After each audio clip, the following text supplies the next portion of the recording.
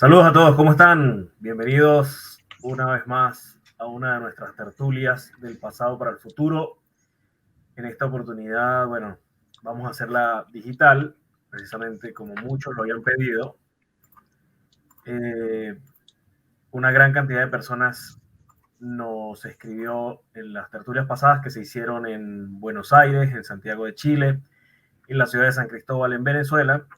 Y bueno, nos dijeron que hay mucha gente que estaba en otros países donde no había equipo de Venezuela Inmortal trabajando para hacer las tertulias presenciales y definitivamente nos pidieron una tertulia digital. Bueno, saludos para Anthony Guerra que se está conectando y nos envía sus saludos. También para Llanos Literarios que nos había escrito en estos días, que hacen un fantástico trabajo con respecto a los audiolibros que sacan en YouTube, Mira, acercando una vez más a la historia. Bueno, yo les doy la bienvenida y le doy la bienvenida también, como siempre, a mi querido amigo y hermano Andrés de la Chiesa, quien es notable filólogo e investigador de la historia venezolana. algún día, Este, todavía no.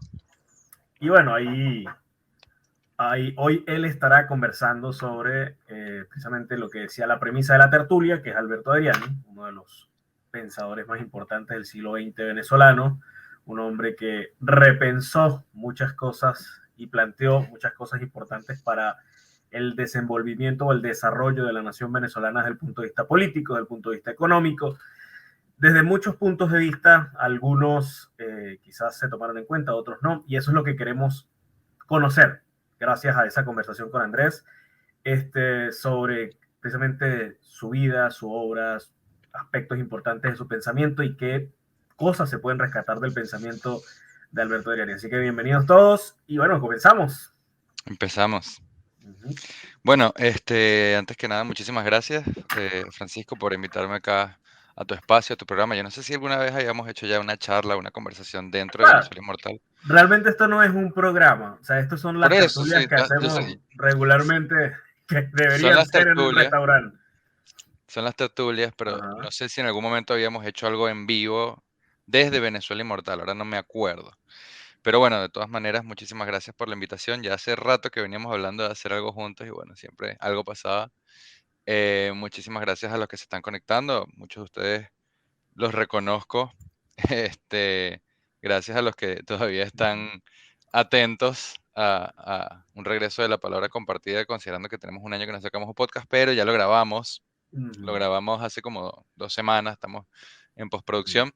Así que bueno, es algo bueno que se viene por ahí. Y de hecho algunas personas pidieron un podcast de Alberto Adriani, ¿por qué no? Hagámoslo después de esto. Y bueno, nada, qué mejor manera de iniciar lo que me gustaría a mí, espero que tú opines igual, una nueva ronda de colaboración juntos, ¿no? En estas tertulias o en lo que surja, que hablando de una figura tan importante, tan trascendental, tan vigente como la figura de Alberto Adriani, Uh -huh. que yo tengo que decir que me siento muy alegre, me siento orgulloso, me siento optimista en gran medida porque hace fácilmente 5 años nadie sabía quién era Alberto Adriani. Uh -huh. Y parte de la labor que hemos tratado de llevar, no solamente tú y yo, sino muchos de estos jóvenes y no tan jóvenes en los últimos años, desde medios digitales sobre todo, para la recuperación de esas grandes figuras civiles de la historia de Venezuela. Yo creo que eso ha rendido un fruto, ¿no? Y uno de esos es que ahora se habla de Adriani y ahora se Claro. lee a Adriani. Es que Quizá, hay una anécdota bien interesante. Hay un edificio, uno de los edificios más bonitos antiguos que existe en San Cristóbal, mm, era un antiguo liceo y siempre se ha llamado Alberto Adriani. La mayoría no tiene ni idea de por qué se llama Alberto Adriani. Ahorita ahí queda en la actual hemeroteca del estado Táchira, pero es un edificio de estilo rústico del siglo XIX, muy bonito, mm, y la gente pasaba por ahí, le parecía muy interesante. Eso era un antiguo liceo, precisamente se llama el antiguo Alberto Adriani, pero mm, muy poca gente sabe de qué se trata y por qué, claro. quién era Alberto Adriani. Sí, pasa lo mismo con muchos personajes, como por ejemplo Ugarte Pelayo, que hay una avenida en Monagas, ¿no? Al Ugarte Pelayo, hay una biblioteca también en el interior del país que tiene su nombre. Pasa, pero yo creo que eso está cambiando y el hecho de poder verlo en las generaciones más jóvenes, en muchachos que tienen Ujú. 16, 17, 18 años, es esperanzador. Quizás no porque crea que se va a generar un cambio absoluto del paradigma desde lo práctico, lo tangible, sino que creo que sí se va a generar un cambio de paradigma desde lo intelectual y esa para mí es la base de todo esto, ¿no? Pero bueno, para no extenderme mucho más, porque esta es una vida muy larga, es una vida muy fecunda, muy larga en cuanto a lo que hizo, porque no es una vida muy larga en cuanto vivió. Alberto Adriani murió a los 38 años, ¿no? Pero es mucho lo que hizo en muy poco tiempo, entonces yo creo que está bueno empezar. Eh, Como digo siempre, ¿no? Por el principio. Fíjate, Alberto Adriani, esto lo hemos comentado en uno que otro programa. Él es nativo de un pueblito muy pintoresco, ¿no? Llamado Sea, que queda en el estado de Mérida, pero su raigambre, su familia es de origen italiano. De hecho, como anécdota, como cosa curiosa, los papás de Alberto Adriani vienen de la misma isla de la cual viene mi familia. De hecho, mis tatarabuelos probablemente, porque esa es una isla muy pequeña, conocieron a los padres de Adriani porque se dedicaban exactamente a lo mismo. Eran agricultores de vid, o sea, tenían viñedos. Y en la isla de Elba, que es de donde vienen los padres de Adriani, Giuseppe y María, Giuseppe Adriani y María Mazzei, se cultiva uno de los vinos más raros y más caros del mundo, que se llama el vino aliático. Bien, específicamente por el pH que hay allí. ¿Y qué ocurre? Una epidemia, al final del siglo XIX, una epidemia de lo que se conoce como filoxera, que es Ujú. una plaga, un animalito que es una plaga terrible. Además, en esa época no existían como existen hoy, ¿no? Los pesticidas, los plaguicidas y todas estas cuestiones, que los Claro. obliga a repensar su situación y deciden, en un momento en el cual en, en- en la América hispana, particularmente Venezuela y Argentina, se estaba dando una gran movilización migratoria. Entonces, los padres de Adriani deciden irse a Venezuela y terminan en este pueblito, en Sea. Ahí nace Alberto Adriani. Ellos llegan en 1892 y él nace en 1898. O sea, él nace ahí entre siglos, ¿no? Con los albores de, mm, del nuevo siglo. Es tercer hijo. eh, es una figura que resulta interesante porque ya desde muy joven, estoy hablando de 12, 14 años, se notaba la estirpe intelectual a la que pertenecía. Y su padre se dio cuenta de eso muy rápidamente, porque lo llevó con los mejores profesores y los mejores instructores que pudo encontrar en ese momento. em, Al punto que ya a los 14 años, Alberto Adriani estaba escribiendo artículos que tú los lees hoy y tienen una calidad literaria extraordinaria. O sea, no hay ningún artículo que tú puedas encontrar en un periódico como El Nacional, por ejemplo, por dar un caso, que sea y lo lamento mucho porque yo también escribo en el Nacional y me incluyo, que tenga la calidad literaria y la profundidad em, intelectual de conocimiento económico, teológico, sociológico que tenía la escritura de Alberto Adriani cuando tenía 14 años. Ujú. 14. Pero fíjate una cosa, una persona tan prolífica en su escritura no publicó jamás ningún libro. Nunca. De Alberto Adriani hay 7 recopilaciones. La primera salió un año o poco antes del año de que muriera. Él muere en el año 36 y se llama Labor Venezolanista. Es una recopilación que hicieron Arturo Uslar Pietri y Diego Nucete Sardi, que eran muy amigos de él. Básicamente fue una selección de textos específicos, no era la totalidad de su producción, era mucho más difícil en esa época, pero que fue la primera, ¿no? Ocasión en la cual se pone por escrito el pensamiento de Adriani. Claro. Después hubo una edición que se llamó edición aumentada en el año 46, que tenía un subtítulo que era Estímulo de Juventud. Luego la ULA saca una edición cuando se cumple el centenario de la ULA, en el año, este, creo que también es en el 46 el centenario de la ULA, que es una tercera edición. Después, un montón de asociaciones empiezan a sacar ediciones. Por ejemplo, la Asociación de Profesores Jubilados de la Universidad Central sacan una en el año 84. El Fondo de Inversiones de Venezuela saca uno en el año 87. La Academia Nacional de Ciencias Económicas saca uno en el año 89. Y esto es muy importante, porque Alberto Adriani no solamente tenía profesión economista, esa fue su primera profesión, sino que hombres, piense uno lo que piense de ellos, pero que tuvieron una trascendencia, como Simón Alberto Consalvi, Domingo Alberto Rangel, o bueno, Manuel Egaña, el gran jurista Manuel Egaña, llegaron a decir, sin tener ningún pelo en la lengua, sin duda alguna posible, que Alberto Adriani no solamente fue el primer gran economista en Venezuela, sino que fue el fundador de las ciencias económicas en el país. Entonces, es muy importante que eso lo hiciera la Academia Nacional de Ciencias Económicas. Pero el día de hoy, ustedes, amigos que nos están viendo, pueden tranquilamente meterse en Google, escribir Alberto Adriani textos escogidos y van a encontrar la última edición que existe de las obras completas de Adriani, incluyendo textos inéditos, incluyendo este, cuestiones que él dijo en radio. Él fue el primer ministro que habló en radio en la historia. El primer presidente fue López Contreras, el primer ministro fue Adriani, siendo ministro de Agricultura y Cría. Pueden encontrar todo, todo lo que él escribió gracias a la Biblioteca Ayacucho que liberó, ¿no? Los derechos bueno, no fue la Biblioteca Ayacucho, están liberados por una cuestión de la ley de derechos de autor en Venezuela. Pero pueden encontrarlo y lo pueden leer y se los recomiendo que lo lean. ¿Por qué? Porque no hay manera en que yo les pueda decir ni acá, ni en un podcast, ni en 30 podcasts, todo lo que este hombre escribió, todo lo que este hombre pensó, planteó para Venezuela. Bien, entonces como les decía, Alberto Adriani fue un muchacho muy precoz, ya desde los 14 años escribía. De hecho, esta es la edad en la cual él se va para Mérida a estudiar. Este, mm, Conoce allí a quien va a ser su amigo de toda la vida, Mariano Picón Salas. Estudia con uno de los hombres más eminentes de la historia del Estado Mérida, que es Tulio Febres Cordero, que era el director del colegio donde él estudiaba. Tú sabes que lo hemos dicho mil veces que en Mérida todo se llama Tulio Febres Cordero, ¿verdad? Y luego él se va a los 18 años a Caracas a estudiar la carrera de Derecho. Y ahí uno de sus profesores es otro venezolano eminentísimo, que es Esteban Gil Borges, que en ese momento era el canciller de la República. ¿Qué ocurre? Él sorprende muy gratamente a Gil Borges, que ya tenía noticias, ya había escuchado de este muchacho a través de Tulio Férez Cordero, por ejemplo. Bien.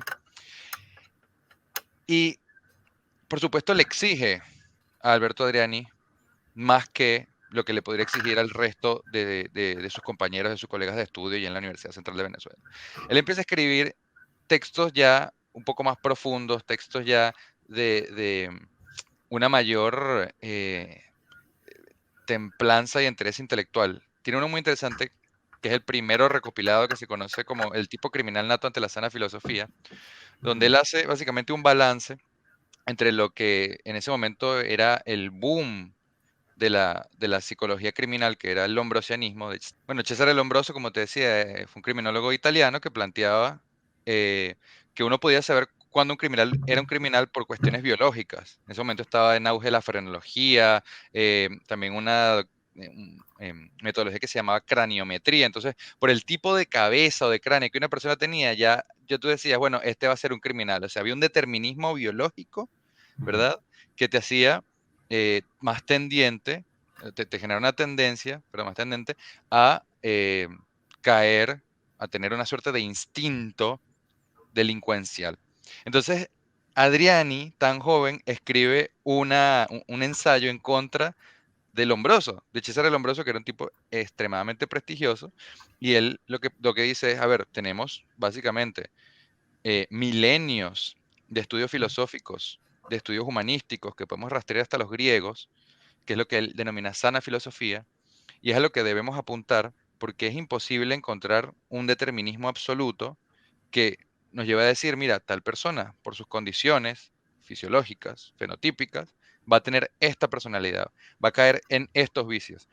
Y es interesante porque de hecho él, por ejemplo, era profundamente antipositivista y al mismo tiempo era profundamente biologicista. Ahora voy a explicar esto, porque Alberto Adriani tiene una cuestión y es que como todo gran pensador, como todo gran intelectual, siempre eh, tuvo una lucha interna, bien, entre distintos conceptos. Él tuvo un progreso, él no siempre pensó igual. Por Exacto. ejemplo, el primer Adriani es un Es Adriani que, es que profundamente... sería, es que sería ridículo. Lo que pasa es que la gente tiene a veces eso de que no puede existir un cambio de mentalidad, ¿no? Entonces Claro.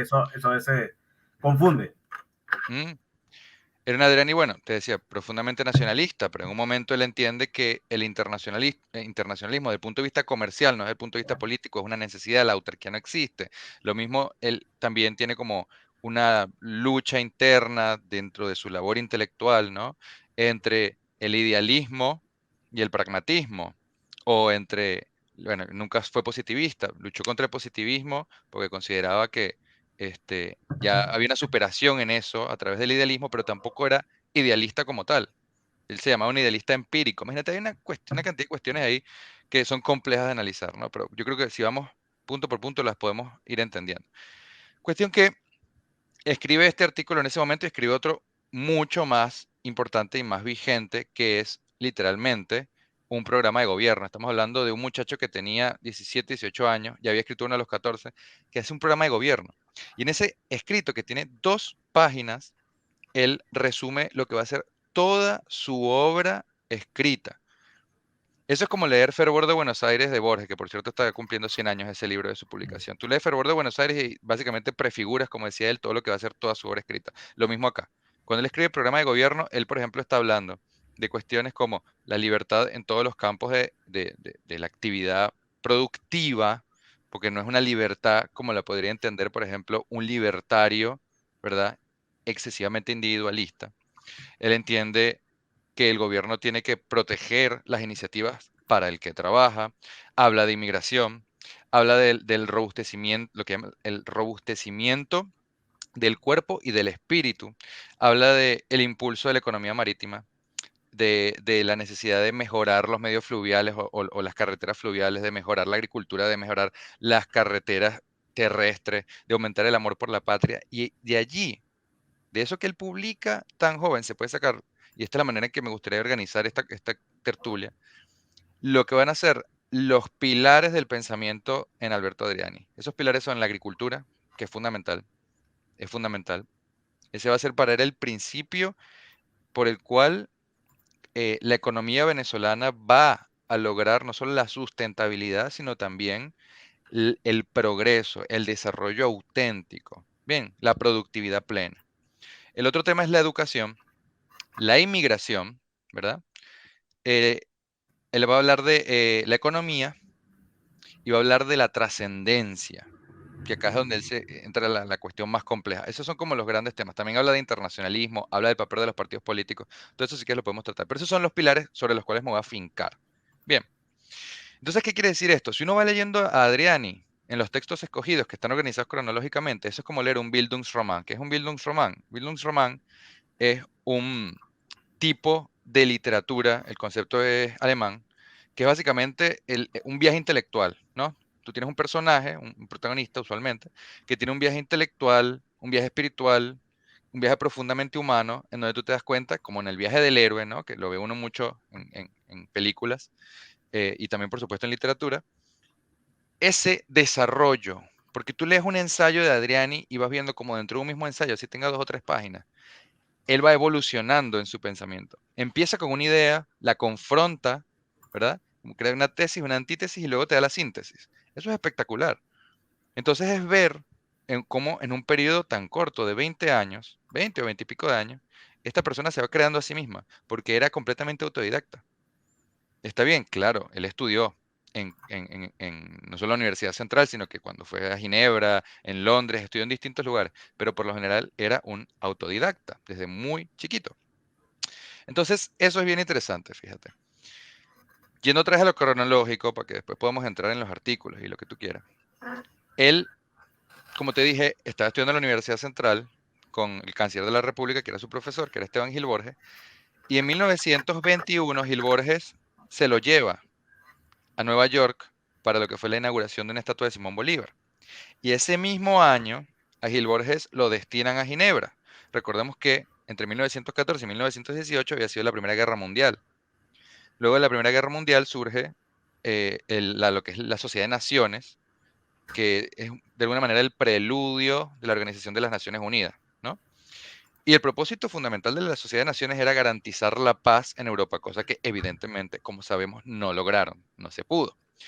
Pero es un ambiente en el cual, por supuesto, para una persona como Adriani, sedienta de conocimiento, sedienta de aprender de los que eran los protagonistas internacionales de no solamente la teoría política, la política misma, militante, sino también los grandes intelectuales de todos los ámbitos del saber, poder eh, no solamente estar en contacto directo con ellos, sino comunicarse, tener conversaciones con ellos. Eso era, mira, el fruición del intelectual, eso era la panacea. Bien, entonces, ¿qué pasa? A él lo nombran cónsul de Venezuela en Ginebra, año 1921, tenía 23 años. Y después lo nombran secretario de delegación ante lo que fue la segunda asamblea de la Sociedad de Naciones. ¿Quiénes lo acompañaban? Bueno, además de Esteban Gil Borges, estaba ahí Diógenes Escalante, Santiago Queda Ayala, Caracholo Parra Pérez, o sea, puros cuarto bate, ¿verdad? O sea, el tipo no se fue con, como pasaría hoy, ¿no? Con diplomáticos de cuarta, no. Se fue con ¿Qué ejemplos te de puedo decir? diplomacia internacional. Sí, sí, no solo Otra cosa. para el mundo. Pero él en sí mismo ya era una persona, ya era un muchacho increíblemente preparado. Imagínate, tenía 23 años y Alberto Direni hablaba francés, alemán, inglés, italiano, por supuesto, hablaba español. Y yo me pongo a pensar en eso, yo digo, yo apenas hablo español, inglés y cuti. O sea, tú te das cuenta, ¿no? De ya qué categoría intelectual iba manejando este hombre. Hace estudios en Ginebra mientras está trabajando como secretario de delegación. Y en 1925 él hace un viaje muy importante a Inglaterra, específicamente al interior de Inglaterra. No me acuerdo ahora el nombre del lugar, Worcestershire, uno de esos nombres impronunciables, em, donde descubre o redescubre, mejor dicho, la Colombella. ¿Qué es la Colombella? El archivo del general Miranda. Y es él el que se encarga no solamente de confirmar y validar la autenticidad de esa biblioteca, que incluía todos sus escritos personales, no solamente su biblioteca en el sentido lexicográfico, sino que es el que se encarga de hacer todos los trámites para la repatriación a Venezuela de eso que es, por supuesto, una cosa invaluable. Lamentablemente, y esto por supuesto no le quita mérito como gran hombre a Caracholo Parra Pérez, que era en ese momento canciller, estamos hablando ya del año 25, ya no lo era Esteban Gil Borges, em, es Parra Pérez quien se toma la paternidad del descubrimiento de la Colombella, y por eso durante muchísimos años se pensó que fue él y no Alberto Adriani el que encontró esa documentación. Y sin embargo, él nunca, nunca, acá está la grandeza también de este hombre, sintió rencor, sintió un resentimiento hacia una figura que él consideraba un maestro. Bien, porque el objetivo para él, y esto es fundamental, esto es clave en toda su obra de pensamiento, porque no es obra escrita, es obra de pensamiento. em, bueno, u obra escrita en periódicos, ¿no? En publicaciones, pero no en libros. eh, Era el engrandecimiento de Venezuela. Y recuperar algo tan valioso como el archivo de Miranda era engrandecer a Venezuela. No le interesaba si eso decían que lo había recuperado él o que lo había recuperado Parra Pérez. Eso era lo de menos para él. En un momento él se va a Londres, sigue estudiando, se está preparando constantemente, estudia finanzas, sigue estudiando economía hasta el año 28.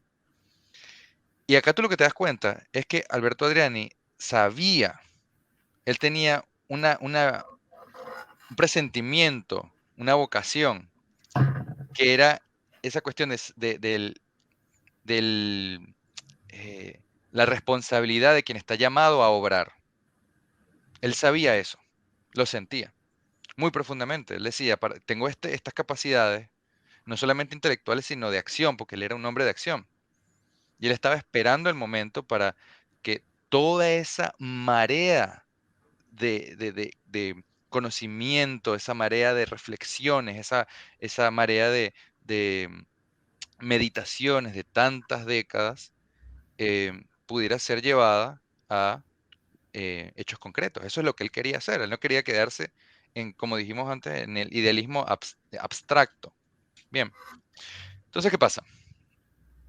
Él pensaba, y estas son parte de sus escritos y parte de sus reflexiones estando en Inglaterra, que estábamos en un momento en el que había ya una superación o había que superar el materialismo, el positivismo y el idealismo abstracto. Cuando digo materialismo, él está pensando tanto en las doctrinas socialistas y comunistas como en las doctrinas liberales clásicas y sus diversas tendencias. El positivismo está pensando en la filosofía y cuando habla de idealismo abstracto está pensando también en la filosofía, pero em, está pensando en esto porque es lo que él ve que está surgiendo o está resurgiendo en Europa, en la Europa de entreguerras, donde, bueno, en países como Alemania, en países, sobre todo, los que se vieron realmente perjudicados por la Primera Guerra Mundial. Bien, es decir, ¿a qué se refiere con idealismo abstracto? Se refiere a utilizar a pensadores idealistas como para justificar discursos ideológicos que no tienen nada que ver, son abstracciones, con la objetividad del discurso de ese filósofo idealista. Bien, entonces, por eso en él pues, se pensaba él mismo como un idealista empírico, como un idealista que era objetivo, que era concreto. Por eso estudió economía. Bien, Claro. estudió finanzas. Ahora, ¿qué pasa? Yo te decía que había cuatro o cinco grandes temas. El primer tema es la agricultura. Y la agricultura es algo que va a rodear su vida desde el inicio hasta el final. Piensa, te lo había dicho, sus padres fueron agricultores de vid, tenían viñedos. Bien, él creció en ese entorno. Y además creció en un entorno muy bucólico, porque ese era un pueblo muy pequeño donde casi todos eran campesinos. Y como mucho, uno que otro ganadero, pero en su mayoría campesinos, porque sus padres siguieron haciendo eso allá.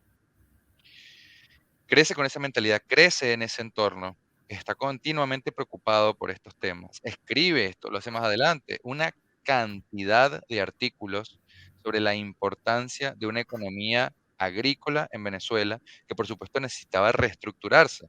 Y él toma el ejemplo de la reestructuración que se llevó a cabo en Brasil, en Nicaragua y en Colombia. Y por este tipo de cosas es que en un momento determinado, Esteban Gil Borges, que lo habían enviado a Washington, si no me equivoco, em, lo busca a él. Bien, y lo busca para que participe en lo que era la Unión Panamericana, que hoy en día la conocemos como la OEA, Organización de Estados Americanos. Y le otorgan un cargo muy específico, que me imagino que para él habrá sido un cargo de ensueño, que es el de jefe de división de cooperación agrícola, bien, dentro de la Unión Panamericana. Entonces, básicamente, él se dedica a estudiar profundamente casos como los que te comenté, el caso brasileño, el caso nicaragüense, el caso colombiano, desde una posición privilegiada para ver, sin que eso sea importar modelos, de qué manera se puede mejorar, de qué manera se puede corregir el problema agrícola en Venezuela, que se había quedado increíblemente atrasado, estaba avejentado. Una de las grandes críticas que él tiene, y esto es lamentable porque sigue pasando, y yo tuve la oportunidad de hablar en su momento con el único, la única persona en el país, y estoy diciendo esto habrá sido hace 2 años, mitad de la pandemia, que hace estadísticas agrícolas en Venezuela. Y me confirmó que esto que veía Adriani a finales de la década del 20, principios de la década del 30, sigue pasando. Por ejemplo, el conuco. Por ejemplo, la quema.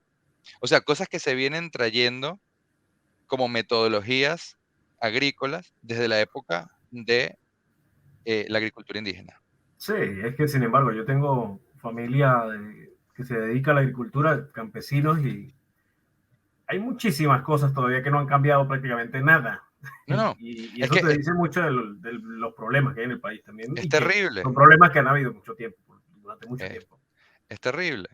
Entonces él está preocupado por todo esto, ¿no? Él está preocupado porque, el primero, él piensa que la agricultura es fundamental por varias razones en Adriani.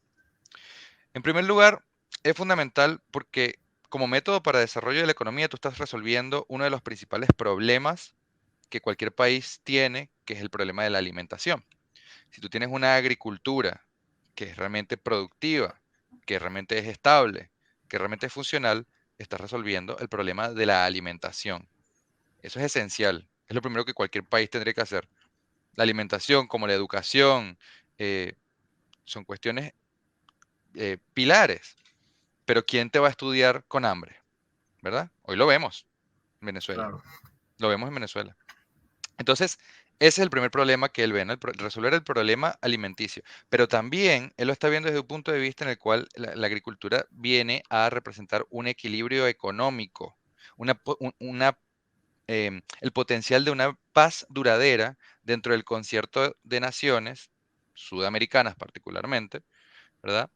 Que están bajo el amparo de la famosa doctrina Monroe, que es lo que él dice. Los países desarrollados como Estados Unidos, particularmente Estados Unidos, que es el que tenemos más cerca, y que no está en estado de guerra permanente, y si lo está, no en su territorio,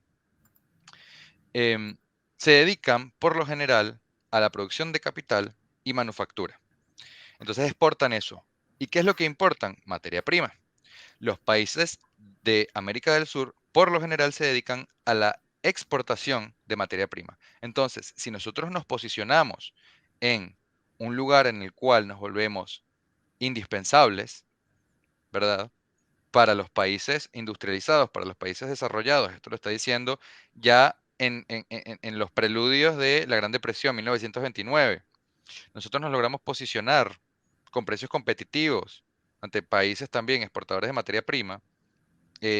Vamos a garantizar no solamente un equilibrio económico dentro de nuestra nación, no solamente la resolución del problema alimentario, sino que vamos a resolver el problema de la injerencia de las grandes potencias en el país. ¿Por qué? Porque las grandes potencias van a ser absolutamente dependientes de nosotros. Fíjate lo que pasa el día de hoy con Taiwán, que Taiwán produce básicamente casi la totalidad de los chips que se producen en todo el mundo. O sea, tú tienes tu celular, bueno, eso se hizo en Taiwán. Tú tienes en la computadora, tienes en cualquier dispositivo electrónico que tenga un chip, la mayoría de eso se hizo en Taiwán. Y esa es la razón por la cual Estados Unidos está tan preocupado por lo que está ocurriendo entre China y Taiwán. Es un problema em, que tiene raíces económicas profundas. Y esa es la razón por la cual Taiwán es considerado una fuerza para el bien, ¿no? Él pensó esto, él se dio cuenta de todo esto, pero hay una cosa más. Él, por supuesto, vivió el auge incipiente, digamos, de algún modo, de la primera Venezuela petrolera, porque esto empezó con Gómez, ya lo sabemos. Pero él dijo algo que después lo va a tomar Uslar Pietri. Muy poca gente recuerda o se da cuenta de que el pensamiento de Adriani tuvo un peso extraordinariamente grande en los que después iban a ser intelectuales, políticos, eh, hombres públicos de la década del 40, del 50 y más adelante. ¿El que dijo? El petróleo a mí no me llama profundamente la atención porque considero que es una riqueza transitoria, considero que es una riqueza inestable y el peligro que correríamos allí, y esto sin saber, por supuesto, que Venezuela gozaba de una cantidad de recursos petroleros inimaginables. Si nosotros nos estancamos en ese lugar, nos vamos a volver monoproductores. Eso es lo más peligroso que puede existir para una nación que quiere ser desarrollada, industrializada. ¿Y qué fue lo que pasó? Y de hecho Alberto Adriani es el artífice de la famosa frase sembrar el petróleo. Lo que pasa es que Uslar Pietri crea la editorial y profundiza en eso. Bien, esa es la razón por la cual él nunca se preocupó demasiado por esa cuestión.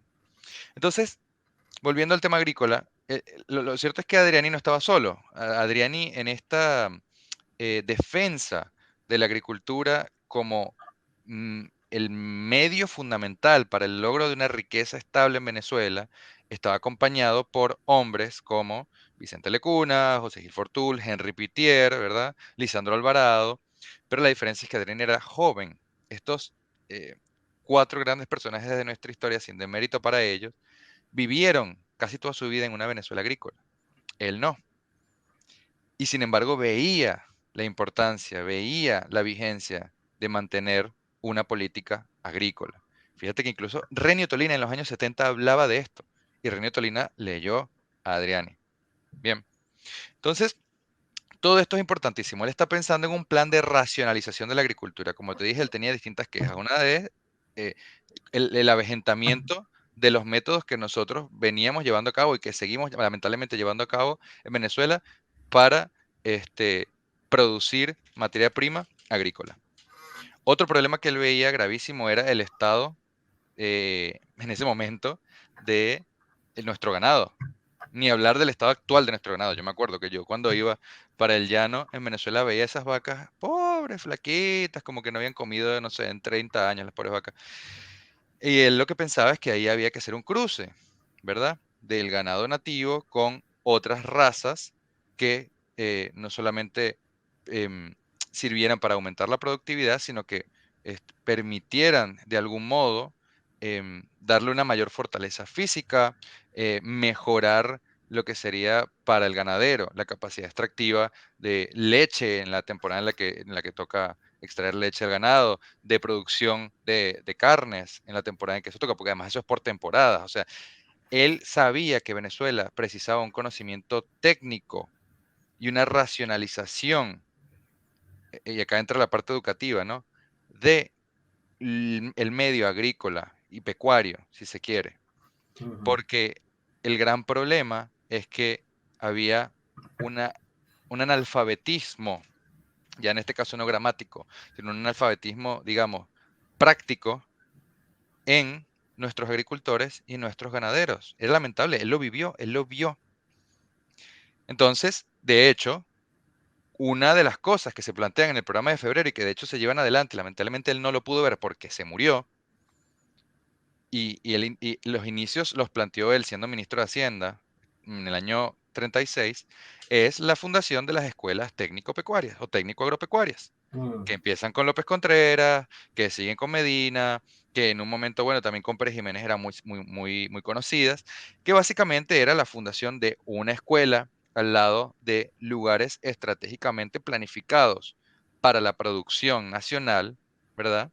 En los cuales se formaba y se traía a gente muy conocedora, que estaba preparada técnicamente, profesionalmente, de Europa, sobre todo, a los ganaderos, a los agricultores, a los campesinos venezolanos, para que supieran aprovechar la tierra, que ese era el gran problema. Se estaba improvisando, se estaba desaprovechando, y Venezuela sufría en el momento en el que él estaba escribiendo, no solamente de analfabetismo, sino de un hambre atroz. Sufría de una cantidad de enfermedades que muchas de ellas estaban propagadas precisamente por el uso equivocado o por el manejo equivocado del ganado, por darte un ejemplo. Y son cosas que se podrían haber evitado si se daba o si se hubiera dado anteriormente este proceso de racionalización y tecnificación del ámbito agrícola. Bien. Entonces, esta va a ser una de las grandes obras de su vida y escribe una cantidad de artículos al respecto que, mira, eso ahí para tirar para el techo. Escribe Ujú. no solamente sobre la agricultura en otros países, sobre Venezuela, por ejemplo, él tiene un artículo que se llama Lecturas Agrícolas, que es espectacular, que les recomiendo que lo lean en textos escogidos. Tiene uno que se llama Colaboración Agrícola Interamericana, y ahí van a encontrar, por supuesto, muchísimos datos eh, macroeconómicos y cuestiones de ese estilo, pero una de las maravillas que tiene Alberto Adriani es que él siempre baja las cosas a tierra y él explica por qué hay que hacer determinada cosa y hace comparaciones y dice, miren, este era el estado actual, perdón, este era el estado de nuestra agricultura en el año 1921 y ocurrió esto y esto y esto por tal y tal razón, y esto es lo que podemos lograr, y si lo comparamos con lo que se hizo acá y si lo comparamos con lo que se hizo allá, vamos a obtener cambios muy claros. Y a un ejemplo interesantísimo, él pone en balance lo que se hizo en Argentina con lo que se hizo en Estados Unidos. ¿Qué se hizo en Argentina? En Argentina, sobre todo durante la campaña del desierto, la conquista del desierto con el general Roca, se repartieron grandes extensiones de tierra y eso generó latifundios. Él no está en contra del latifundio per se, pero el problema que él ve allí es que tú al generar grandes extensiones de tierra y crear una clase terrateniente, ¿verdad? El Estado se está complicando la vida porque lo que está haciendo es perder territorio que puede servir para un uso inteligente de esa producción agrícola, en primer lugar necesaria para sustentar a la población nacional.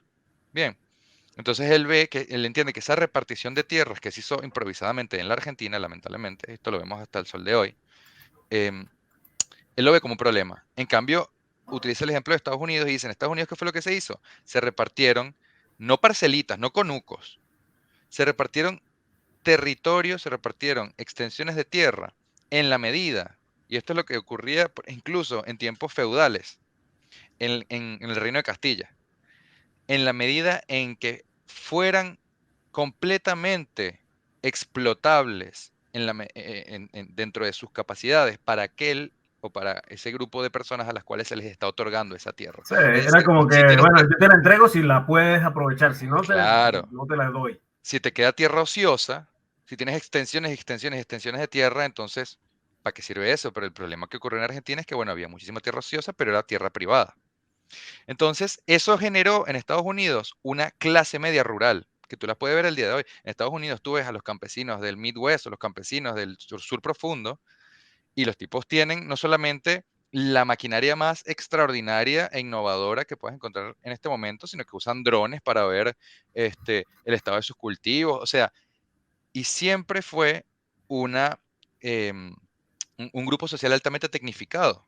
No estamos hablando de algo que está pasando solamente ahora. Eso es lo que él quería cuando hablaba de tecnificación de la labor agrícola. Y cuando hablaba de racionalización y educación, que es formar este, a los que se van a encargar de em, sustentar y mantener y llevar adelante esa gran tarea de labor agrícola. Ahora, ¿qué pasa? Ese es uno de los tópicos, ¿no? Tampoco me quiero extender acá demasiado. Pero todos están unidos, porque, por ejemplo, ya yo te decía, él también habla de educación. Hay una educación agrícola que se integra con el gran tópico de la educación en Adriani. Pero en Adriani, la educación en sí, como elemento formativo de la nación venezolana, también es algo que, a mi modo de ver, junto con la trascendencia, que es el otro pilar que mencioné, es lo más importante. A Adriani le habían puesto el mote, esto lo hizo Mariano Picón Salas, de el Alberdi de Venezuela. ¿Tú sabes quién fue Alberdi? Alberdi él tiene una obra que se llama Obviamente, Bases, es el gran obviamente. intelectual que desde su mente fundó la nación argentina. Bueno, la constitución de Alberdi es una de las más importantes, si no la más importante de la historia argentina, prácticamente. Claro, pero no es solo eso, sino que el tipo realmente, y por eso reitero la obra Bases de Alberdi, Mm. este, su obra de pensamiento básicamente engloba todos los ámbitos de la vida social argentina. La Argentina, eh, eh, que podríamos llamar potencia, que es la que va de 1870, 1880 hasta 1916, y si eres optimista, hasta el 30, esa Argentina es una que está profundamente influida por las ideas de Alberdi. Y Mariano Picón Salas veía en Adriani al Alberdi venezolano y decía, tú estás destinado a eso y tienes que hacerlo. Tú tienes que ser el gran educador en todos los sentidos, desde todo punto de vista. Bien, entonces él está pensando eso. Escribe varios artículos al respecto. Hay uno que se llama Progreso Democrático en América Latina, en donde creo que es el más importante de todo y es uno de sus primeros artículos. Esto es bastante llamativo. Él Mm. habla de distintas cosas. Una de las cuestiones que habla es el tema del mestizaje. Menciona la conquista de América y habla de la conquista de América como una gran gesta universal. Pero, y acá está otra vez esto que te mencionaba, ¿no? De la dificultad de ser un intelectual tan profundo. Él siempre tuvo una dicotomía entre las bondades y los vicios de ser mestizo. Él veía mucho de virtud en el mestizaje típicamente americano, eso es lo que nos hace americanos. Pero entendía que a su modo de ver, en Venezuela hacía falta, y esto es algo que no solo lo dijo él, y de hecho fue una política de López Contreras, y de hecho hasta Luis Herrera Campins lo hizo también, había que atraer al país una nueva inmigración, particularmente, y si se podía, europea, para, no es una cuestión racial, para mejorar de algún modo las maneras, los métodos, la cultura del venezolano. Bien, él decía que el problema que tenía, que tienen las razas mestizas es que son heterogéneas y al ser heterogéneas son desbordantes, o sea, les es muy difícil eh, encontrarse a sí mismas, les es muy difícil encontrar su centro, su origen, saber entender su destino. Uslar Pietri era mucho más optimista en este sentido, pero a final de cuentas, si nosotros nos ponemos a ver lo que nos ha pasado históricamente, algo de verdad había en Adriani, porque todavía tenemos este problema, ¿no? De no saber quiénes somos, de dónde venimos, para dónde vamos, precisamente porque han surgido tantas cosas de ese mestizaje, tantas cosas buenas, pero también tantas cosas malas de las cuales se han aprovechado políticos, ideólogos y demás, que uno se pone a pensar, quizás había algo de razón en esto. Y lo que pensaba es que parte de educar a los venezolanos tenía que ver con esa cuestión de primero eliminar el excesivo individualismo que había en los venezolanos, y era algo que él dice, heredamos de los españoles en lo bueno y en lo malo, porque sirvió, por ejemplo, para la gesta independentista, pero también era increíblemente disfuncional para un país que se estaba construyendo y que hacía muy poco había acabado con el caudillismo, había acabado con ese sistema feudal fragmentario que había tenido durante casi todo el siglo XIX, ¿no? Él hablaba de que había, había un gran problema que había surgido en la emancipación durante la independencia venezolana, que era la lucha de ideas completamente contradictoria, si se quiere, entre ese pensamiento individualista y de un modo teológico español y el pensamiento jacobino de los revolucionarios franceses que estaba muy imbuido en los padres de la independencia, ¿verdad? Entonces, para él había que encontrar ese equilibrio, para él había que encontrar ese balance, y entonces hacía falta una educación nueva. La inmigración para él es educación, pero también está pensando en la educación desde un punto de vista más objetivo. Y él, de hecho, en este artículo que mencionaba, plantea tres tipos de educación. Él habla de una educación moral, que es la base, es la que forma el carácter, ¿no? Esa educación moral que es la que hace a los hombres y a las mujeres, es la que hace a los hogares, y al hacer a los hogares hace a la patria, y al hacer a la patria es la que da dignidad, es la que da sentido, es la que da buen juicio, es la base de todo. Hay una educación industrial que la podríamos entender como esto que hablamos antes, ¿no? De tecnificar, de mejorar los procesos, de eh, llevar las metodologías y actualizar los pensum y los programas para ponernos al día con lo que está ocurriendo en el resto del mundo, ¿no? Y seguimos lamentablemente en deuda con eso, porque él está pensando en innovación, está pensando en progreso, está pensando en desarrollo.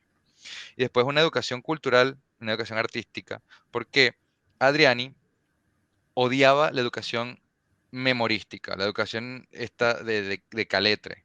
Él decía que para que los hombres y las mujeres eh, de la nación venezolana pudieran desarrollarse plenamente, integralmente, era necesario que tuvieran un pensamiento profundo, que pudieran reflexionar, que pudieran contemplar estéticamente, por ejemplo, porque le habla de contemplación estética porque la contemplación estética te lleva a la reflexión profunda, te lleva a la meditación. Por eso esta cuestión de una educación cultural o una educación artística, si se quiere, ¿no? Entonces, el arte como elevación. Y si tú tienes eso, y si tú eres capaz de meditar y reflexionar y pensar profundamente, eres capaz de pensar racionalmente y eres capaz de tener un buen juicio y eres capaz de eh, evitar que te den gato por liebre, ¿no? Que es uno de los grandes males que nos han ocurrido a nosotros los venezolanos. Y él pensaba que de algún modo el destino de la humanidad y la salvación de la humanidad estaba en América.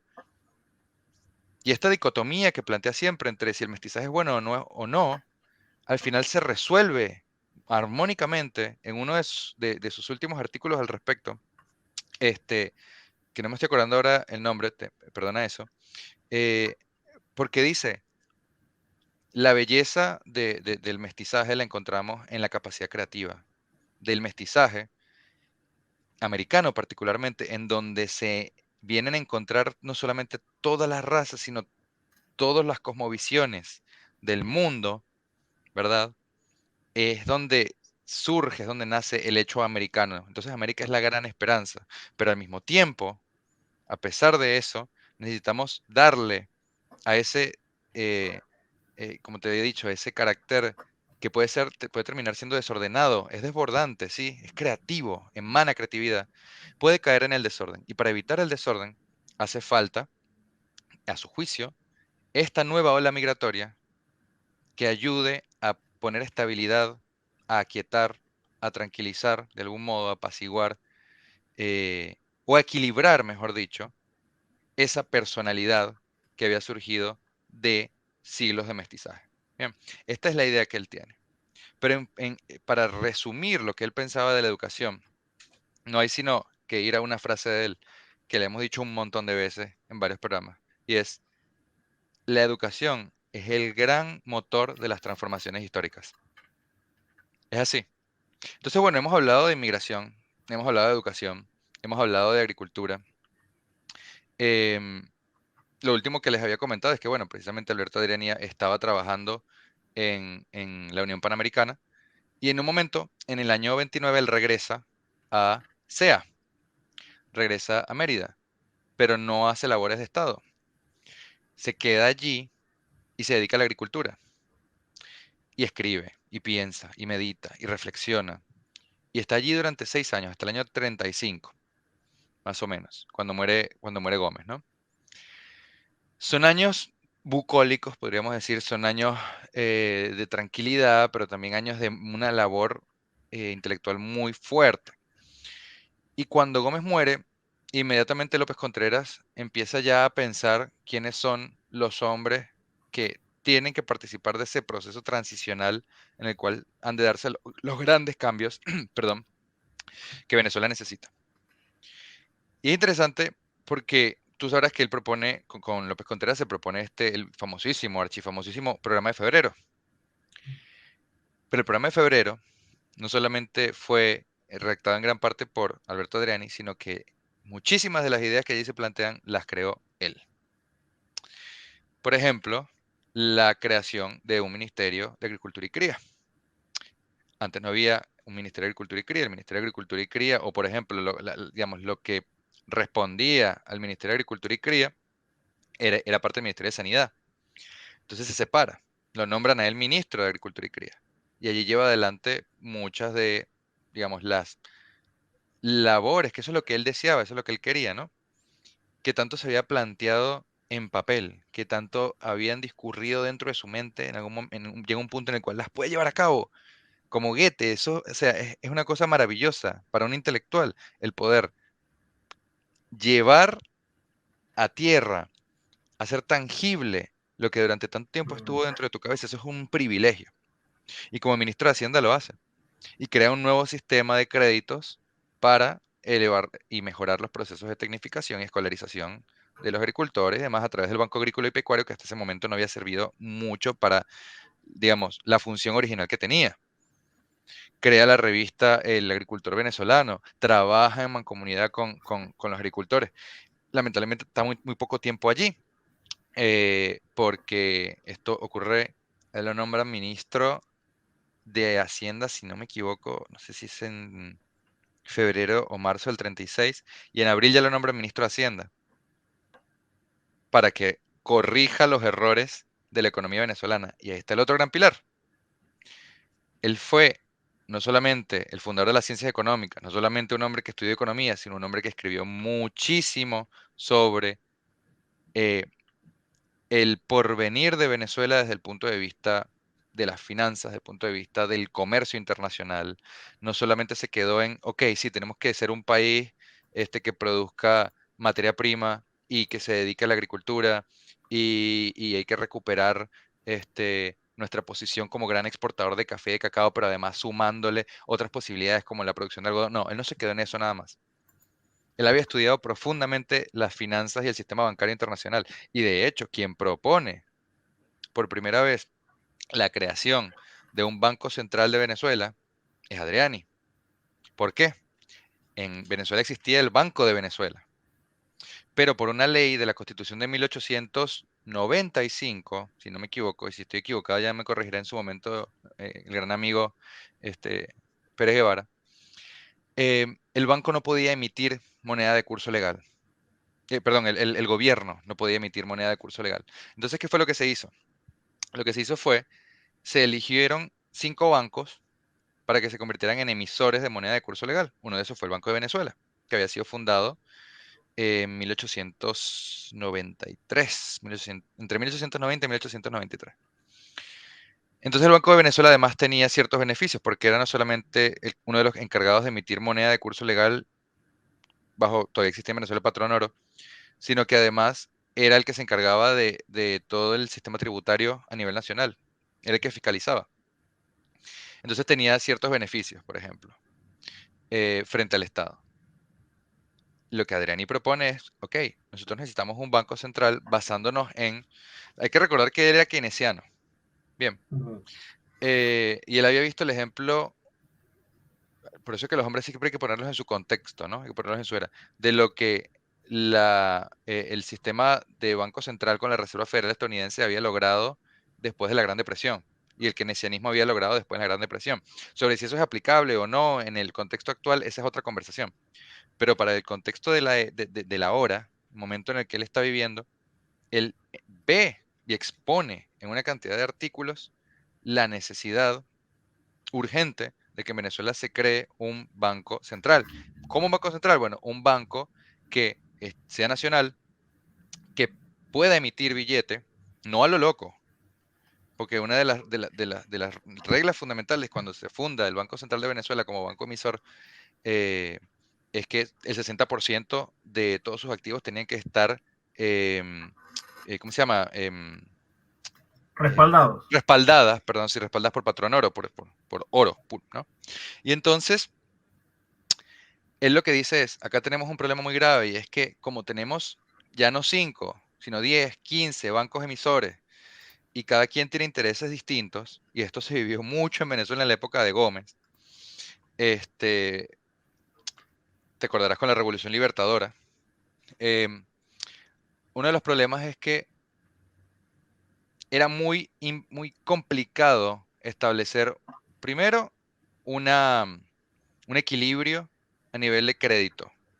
Acuérdate que los bancos emisores le daban crédito al Estado. Si el Estado necesitaba un empréstito, se lo pedía a estos bancos, que por lo general estaban relacionados con bancos extranjeros, de Francia, de Estados Unidos, de Inglaterra, etc.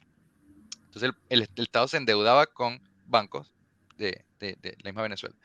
Este, y esa es la única manera que tenía para acceder a ese tipo de recursos. Y por otro lado, porque en sí era muy difícil establecer grandes planes de proyección nacional que estuvieran pensados para corregir los males de Venezuela, para corregir todo lo que había que hacer, porque las bases las había sentado, se habían sentado ya con el general Gómez de lo que es la nación venezolana, ¿no? El proceso de pacificación, sí, el pago de la deuda externa y lo que tú quieras, pero la construcción ahora de la nación desde otro punto de vista, que es lo que ocurre con López Contreras, como corregir y mejorar la educación venezolana, el problema con la sanidad en Venezuela, toda una serie de factores que están contenidos dentro del programa de febrero, requerían, por supuesto, de una gran inversión y había que desembolsillar eso.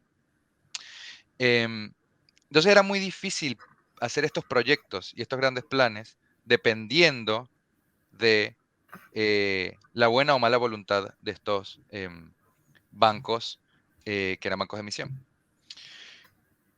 Entonces propone esto, propone la creación del Banco Central de Venezuela. Lamentablemente él no lo vio, él se murió antes. Quien se encarga de llevar eso a cabo en el año 37 es Manuel Egaña, que fue no solamente un gran admirador, sino un seguidor regio del pensamiento de Adriani. Sobre todo Adriani cuando fue ministro de Hacienda. Y es lamentable porque si tú lo piensas, estamos hablando de un hombre que pudo haber hecho muchísimas cosas, pero solamente estuvo 100 días en labor de gobierno, como tal, como ministro.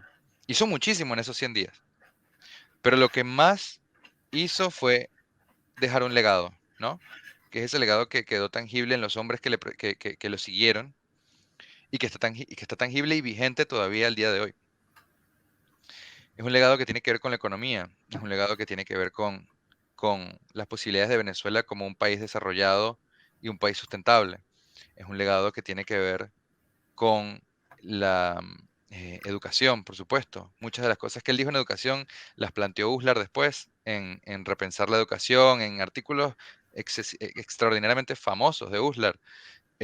Muchas de las cosas que dijo en agricultura las planteó después Reni, las planteó el mismo Uslar, las planteó López Contreras, Medina, incluso muchas de esas cosas las continuó a pesar de la terrible reforma agraria y lo que significó Acción Democrática. O sea, Alberto Dirani siempre estuvo allí presente como una suerte no de sombra eh, poco notable, sino como de árbol Ay, que está, ya para terminar la idea, que de algún modo deja una estela y sigue teniendo una poderosa influencia en la mentalidad y en la manera de hacer las cosas de la Venezuela que le sigue, ¿no? Perdón, ahora si me ibas a decir algo. no, no, nada más que quería comentarte, o sea, con base en lo que estabas diciendo, que una persona que tuvo muchísima influencia y que prácticamente no se le da la importancia que tiene para lo mucho que hizo en el poco tiempo que tuvo para hacerlo en el Ujú. poder. Y que Pero hay sí, personas, y que dentro de los personajes a los que se les hace tanta plaza y a los personajes que se les hace tanta biblioteca y tanta cosa, hay gente que realmente no tiene ni las credenciales para pertenecer a eso y no se de, le de da la Alberto, importancia. de Alberto hay bustos en 4 o 5 ciudades de Venezuela y cuando la gente les pasa por un lado no sabe ni quién es. Como te comentaba, Pero fíjate, hemos hablado de educación, hemos hablado de agricultura, hablamos de inmigración. Para ser más específicos, yo te dije, para él la inmigración era educación, pero educación desde el cambio en los esquemas mentales, ¿no? Como diría René Tolina, porque él pensaba, y ocurrió así, a través de las escuelas técnico-agropecuarias y de mucha gente que vino al viejo continente, de España, de Italia, de Portugal, em, además con gran deseo y capacidad laboral. La idea allí era generar progreso y prosperidad económica introduciendo lo que él llamaba hábitos civilizatorios. Y el hábito civilizatorio por antonomasia para Alberto Adriani era el trabajo como una virtud que dignifica a los hombres. Es decir, ver al trabajo no como algo que hay que hacer por necesidad, sino como algo que se hace por gusto, que se hace porque se siente en lo más profundo del alma y del corazón que te eleva. Bien, eso es lo que él consideraba que faltaba muchísimo en Venezuela. Y por supuesto, yo había mencionado que otro gran tema en él es la cuestión de la trascendencia. ¿Y a qué me refiero yo con la trascendencia? Fíjate. Él había estudiado muchísima filosofía, había estudiado teología, había estudiado sociología, había estudiado dentro de las ciencias sociales lo que se te ocurra. Por eso, cuando escribió ese famoso artículo en contra del Lombroso, estudió craneología, estudió frenología, o sea, era una esponja de conocimiento. Pero en el momento en el que él está viendo este choque que habíamos mencionado antes entre estas dos filosofías, el fin del positivismo, el surgimiento del idealismo abstracto y qué sé yo, él se da cuenta de algo. Él se da cuenta de que toda nación necesita una filosofía profunda que se enraice con la idiosincrasia de esa nación, de esa cultura, de sus tradiciones, porque eso es lo que le da la voluntad. Y cuando una nación como conjunto, sin descuidar a sus individuos, porque él tampoco está en contra del individuo, tiene una voluntad clara, em, tú allí puedes generar realmente seres humanos integrales, puedes de algún modo cambiar la condición humana para bien. Y él se fija, por ejemplo, en el caso de lo que pasó entre los franceses y los alemanes en la Primera Guerra Mundial, y dice, los alemanes estaban movilizados por un idealismo que no solamente venía de sus filósofos, sino de sus grandes estadistas como Bismarck, von Moltke, que es una cuestión eh, muy ligada al concepto de voluntad de poder nietzscheano, por ejemplo. Muy ligada al concepto de escapar de si parece que fueran dos cosas distintas. Bueno, son temas muy profundos, como que llevan tiempo para explicarlo, pero tenía que ver también, por ejemplo, con el escapar de eso que Schopenhauer, otro gran filósofo alemán, llamaba la voluntad que lleva al deseo inmotivado, ¿no? Ellos lo que buscaban era esto, ¿no? La idea del superhombre, la idea de... Y esto no empieza con el nazismo, esto no empieza con Hitler, ¿no? Esto era algo que estaba enraizado en la cultura alemana desde hacía muchísimo tiempo, desde el Sacro Imperio Romano Germánico. Y en Francia primaban las ideas de la Revolución Francesa, eh, con todos sus desastres, pero también se consideraban los baluartes de las ideas de la Ilustración, mejor dicho, ¿no? Mejor dicho. Igualdad, fraternidad, libertad. Y él lo que pensaba, lo que Adriani dice es, acá nos encontramos, si uno se lee la obra La Tempestad de Shakespeare, con el arquetipo, tenemos a Calibán, que es la materialidad, es la voluntad, es el deseo, que vendría a representar ese idealismo voluntarioso del pueblo alemán. Y tenemos a Ariel, que es la espiritualidad, el mundo un poco más de las ideas más abstractas, como si fueran un poco más nobles, que podrías llevarlas a la ilustración, si quieres. Y él encuentra el punto de equilibrio. Hay otro personaje en la obra de Shakespeare, en La Tempestad, que es Próspero. Próspero es la sabiduría. Y lo que dice es, nosotros tenemos que encontrar el equilibrio entre la voluntad, ¿verdad? El deseo, que es la acción, de salir adelante, de movernos, de movilizarnos para hacer las cosas, y el ideal. Nosotros podemos tener las ideas más maravillosas sobre Venezuela. Si no las llevamos a cabo, no somos nada. Si hacemos las cosas de manera improvisada, sin tener antes ideas con que sustentarlas, tampoco. La sabiduría está en equilibrar esas dos cosas, en ser próspero. Próspero en el sentido del personaje de La Tempestad. No ser Arieles, no ser Calibanes. Entonces, cuando él está pensando en todo esto, está evidentemente hablando del espíritu de una nación. Eso es uno de los elementos fundamentales de Adriani cuando él habla de la trascendencia. Y por supuesto habla de la libertad, y él tiene una discusión muy grande en su momento, que hoy en día imagínate qué pensarían muchos partidos liberales con sus distintas tendencias, porque él consideraba que el Estado fuerte no era enemigo de la libertad individual, pero tú no podías hacer que la libertad individual primara por encima del el bienestar colectivo. Hoy en día, lamentablemente, como caemos en un maniqueísmo tan burdo, si tuvieses algo así, inmediatamente te dicen que eres un colectivista, que tienes raíces socialistas, Sí. que piensas como una persona de izquierda. Mira, no había nadie más anticomunista que Alberto Adriani, créeme. Profundamente anticomunista. Odiaba Lo que el pasa es que pensamiento. este tema del libertad, o sea, lo libertario bajo la concepción de las redes sociales, es muy diferente también a cómo se aplica en la realidad y que realmente en este momento, cuando las cosas se ponen de moda, como en este momento está de moda eso, sabes que todo el mundo se vuelve así, todo el mundo hace cualquier cantidad de comentarios que ni siquiera entiende, no entiende los contextos, no entiende digamos, la conceptualización de las cosas. Pero bueno, realmente yo no le presto mucha atención a eso porque la mayoría de gente que realmente no maneja ni los temas, ni maneja ni la realidad de su casa, así que no creo que pueda hacer mucho más con eso.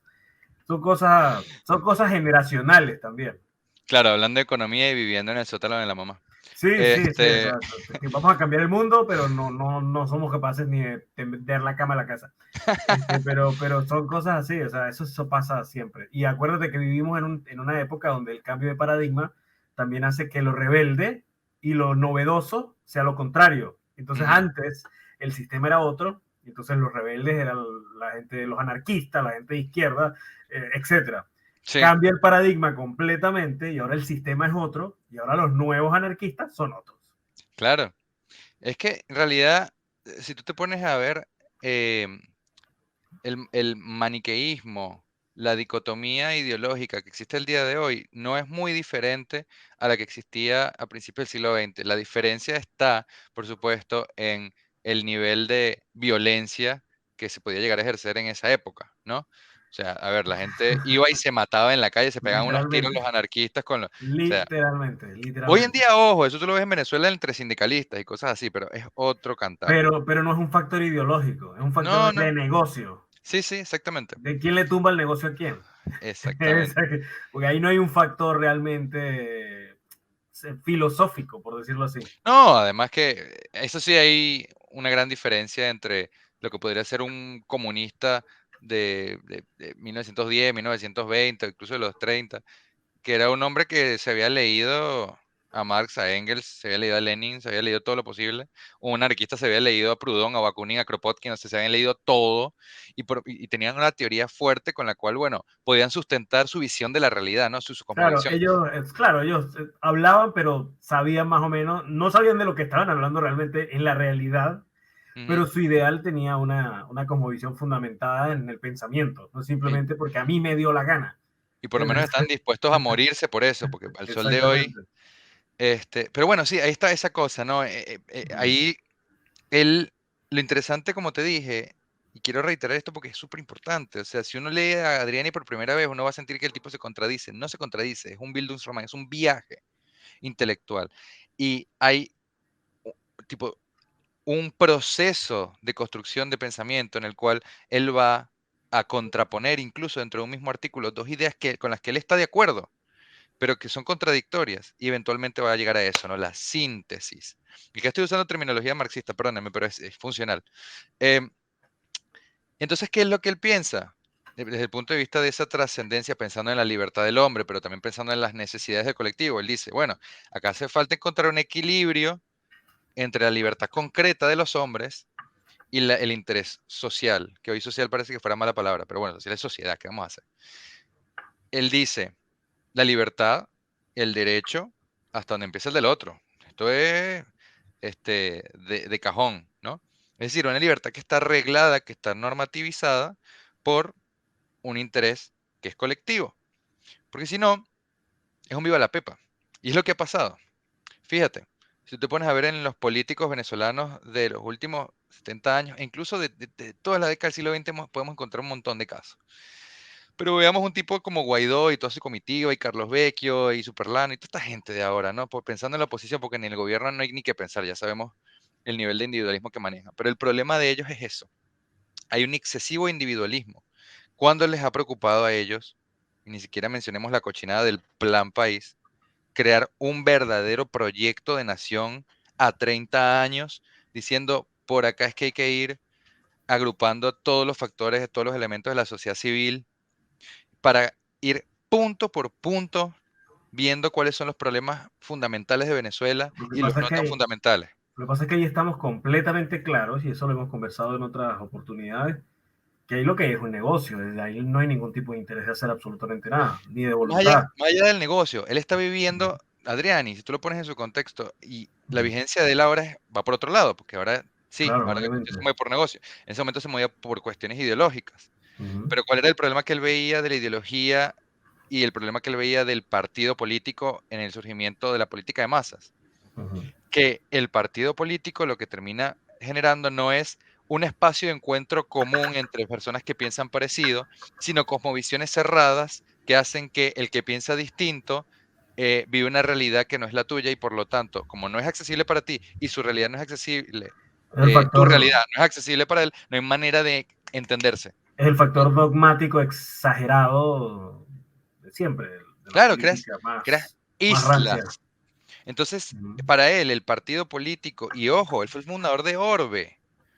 Orbe fue un movimiento, Orbe nace como un movimiento, él y Mariano Piconzala, y después se convierte en partido cuando lo agarra Rómulo Betancourt. Porque Orbe además fue germen de Acción Democrática, esto no hay que olvidarlo, igual que Ardi. Pero el fundador fue él, pero como movimiento, no como partido político. El partido político para él tiene esa cuestión, ese peligro de fragmentar lo que no debe ser fragmentado. Porque para tú poder unificar voluntades individuales en torno a un ideal único de nación en el cual todos tenemos que estar de acuerdo. Por ejemplo, no sé, tenemos el destino manifiesto, una cosa como la doctrina del destino manifiesto en los Estados Unidos, ponte. Nuestro proyecto es este, nosotros queremos que Venezuela sea, dentro de 30, 40 años, la capital educativa de Latinoamérica, y para eso vamos a tener las mejores universidades y vamos a producir a tipo las personas más preparadas y los profesionales más destacados, y vamos a tener la tecnología de vanguardia. O sea, eso es un proyecto. Ok, ¿qué vamos a hacer para eso? ¿Cuáles son los planes con los cuales nos vamos a tipo ir paso a paso, año a año, sin importar quién venga a gobernar, para que todos juntos alcancemos eso? Bueno, el partido político no solamente fragmenta desde el punto de vista ideológico, ahora desde el punto de vista de, bueno, egos y cuestiones de poder, sino que además viene el partido de oposición y revienta todo lo que hizo el partido anterior, ¿no? ¿Cómo tú construyes un país así? No, y una de las cosas que sorprende que la gente que va a decir, o la gente, hay gente que piensa así, es que durante el siglo XX, la segunda parte del siglo XX, las finales del siglo XX, hubo una continuidad precisamente de eso que tú estás diciendo, que no es que el partido que llegaba iba y pateaba todo lo que hizo el anterior, y se dice que, entre comillas, hubo una continuidad después en el bipartidismo, cosa que realmente no pasó. Hubo una continuidad de una política terrible, pero no sé si una continuidad de hechos realmente de beneficio.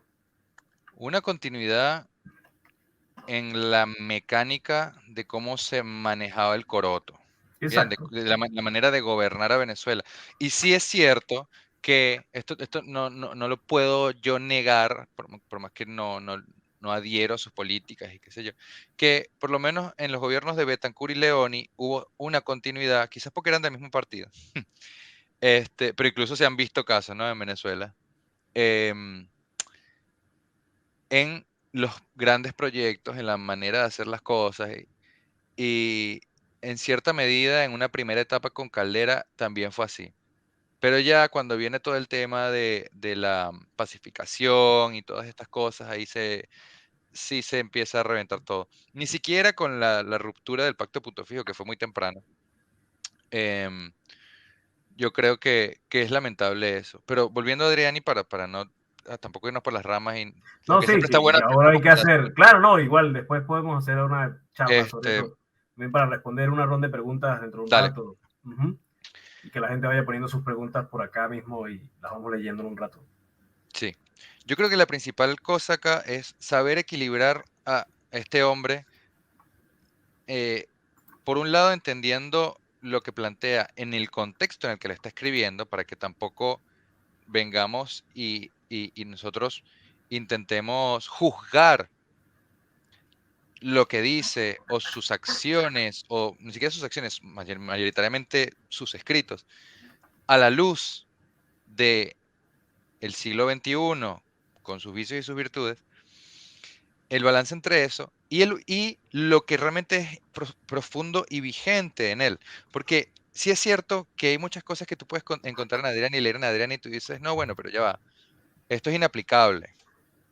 Efectivamente, es inaplicable si la agarras al caletra. O sea, tú hoy en día no puedes decir con las estadísticas que él usó, no sé, en 1929, eh, que Venezuela necesita hacer esa misma cantidad de pasos para lograr ser de nuevo una potencia cafetalera. O sea, esas son cosas que son abstracciones ilógicas. No, Lo que que, también entran los factores de los cambios de tecnología, entre una sí, claro. cantidad increíble de cosas que hay que renovar los estudios con base en los estudios que se hicieron en ese momento, pero que pueden quedar como una base para saber qué más o menos se tiene que estudiar. Lo que sí puedes hacer, y es Uh lo que se debe hacer, y no solo con Adriani, sino con todos los hombres que hemos mencionado en todos los programas que hemos hecho, y cada vez que lo sacamos a la luz, puede ser, no sé, un Augusto Mijares, un Uslar Pietri, un Negaña, quien sea, no sé, un Tulio Chiosone, Ugarte Pelayo, realmente hay una catajarra de gente. Es ver, porque esto es lo que tienen en común, la trascendencia de sus palabras y de su pensamiento. Si tú te pones a leer a Adriani, lo que tú te vas a dar cuenta es que si bien él es un hombre de su tiempo, lo que lo hace un estadista, porque eso fue, y probablemente el más grande del siglo XX venezolano, es que prácticamente, si bien con cambios, si bien con transformaciones, si bien con ajustes, todo lo que propuso es perfectamente aplicable en la Venezuela de ayer, de hoy y de mañana. Y no solamente aplicable, de necesidad y urgencia. ¿Ok? Por ejemplo, si tú vas a la agricultura, sabes que Venezuela tiene que resolver